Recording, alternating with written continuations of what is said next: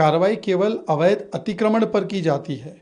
किसी भी जो धार्मिक ढांचे को या रिलीजियस स्ट्रक्चर को छुआ तक नहीं जाता, किसी मस्जिद को कोई क्षति नहीं पहुंचाई जाती।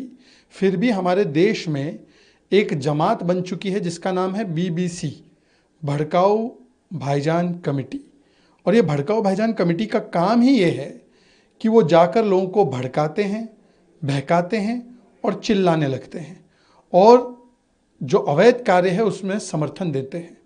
हमने देखा है वक्फ का कानून पार्लियामेंट पारित करे, उसके खिलाफ ये बीबीसी शुरू हो जाता है।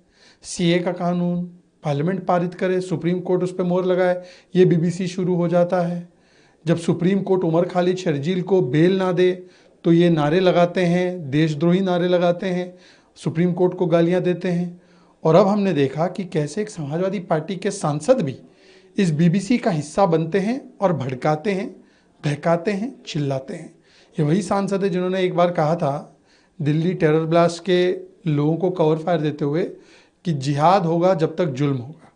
तो मुझे लगता है कि इसकी जांच होनी चाहिए कि कौन है जिसने सुनियोजित ढंग से इस प्रकार का पथराव कराया और अवैध अतिक्रमण के बचाव में उतर आए।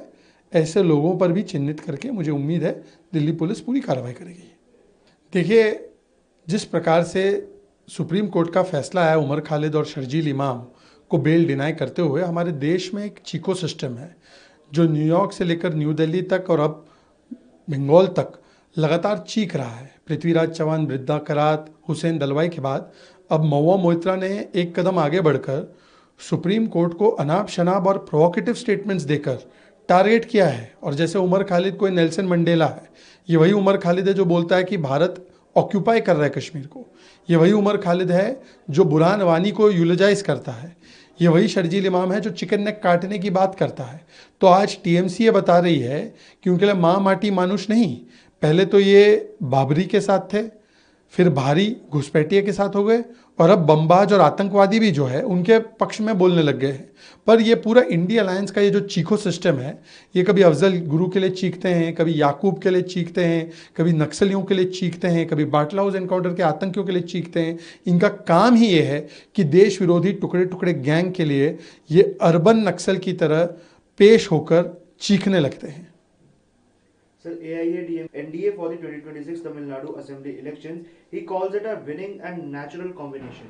See, on the one hand, you have the expanding parivar of NDA, which has a mission and a vision. And therefore, in Tamil Nadu, you are seeing daily expansion of NDA. And on the other hand, you have complete explosion of the Indie Alliance in Tamil Nadu itself. Just today, you have seen the statement of various Congress leaders, including Mr. Chakravarti, who is very close to Rahul Gandhi, who has praised the political rival Vijay. And he has also questioned DMK government's performance last few days. And Congress itself is in explosion mode because we have seen Manikam Tagore, Jyoti Mani and other factions, Chidambaram faction, all of them are fighting against each other because they have no mission vision. They have only confusion, division, ambition for position. So therefore, one hand there is NDA, which is a Majboot alliance, and then there is Indie alliance, which is an anti-Hindu, anti-Deepam, anti-Samvidhan alliance, and it is a Majboor alliance, and therefore it is going into explosion mode where we are going into expansion mode. देखिए, एक तरफ NDA का परिवार है जो mission vision और leader के साथ चलता है, तो लगातार इसका विस्तार होता जा रहा है।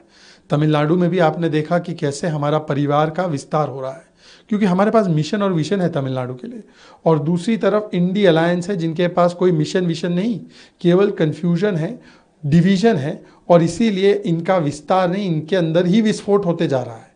अभी आज ही कांग्रेस के एक नेता ने डीएमके को पहले तो लथाड़ लगाई जो उनके साथी है, और फिर उन्होंने विजय की प्रशंसा कर दी। और कांग्रेस खुद विस्फोटक भाव में रही है, कभी चिदम्बरम जी, कभी ज्योतिमणि, कभी मणिकम टगोर एक दूसरे के खिलाफ ही लड़ रहे हैं। तो एक तरफ मजबूत अलायंस है तमिलनाडु में एनडीए का, और दूसरी तरफ मजबूर अलायंस है जो टुकड़े टुकड़े होता जा रहा है।